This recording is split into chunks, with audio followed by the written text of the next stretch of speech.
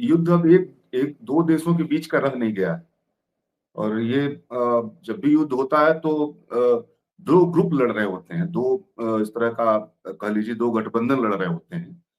कोई उस हर गठबंधन का बहुत सारे पार्टनर सामने आके लड़ते हैं, बहुत सारे पार्टनर जो है बहुत सारी तरह से मदद करते हैं।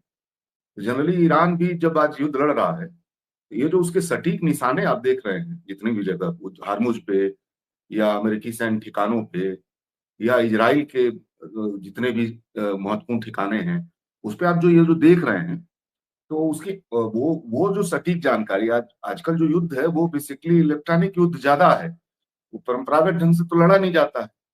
इस पूरे मामले में अभी अमेरिका के ही खुफिया विभाग ने ये बात मानी है कि रसिया और चाइना जो है ईरान के आंख बने हुए हैं इस युद्ध में।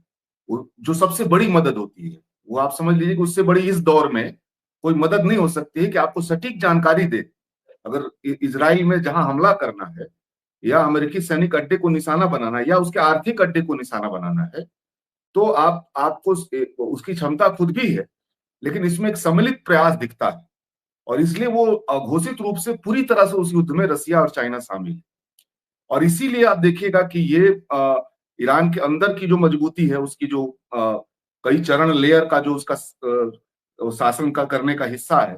पिछले दौर में इजराइल से जब 12 दिन का युद्ध चला था, तो ईरान ने अपने अपने सैन्य क्षमता का विकेंद्रीकरण कर दिया था। मैंने एक एक पॉइंट पे नहीं, पूरे देश में उसको बिखेर दिया था। और उसको बहुत हद तक कुछ अधिकार भी दे दी थी अलग से। मैंने उसको आदेश का इंतजार, कुछ लॉन्ग टर्म के आदेश उसी समय दे दिए गए थे कि कोई खास सिचुएशन आता है तो कैसे निपटना है।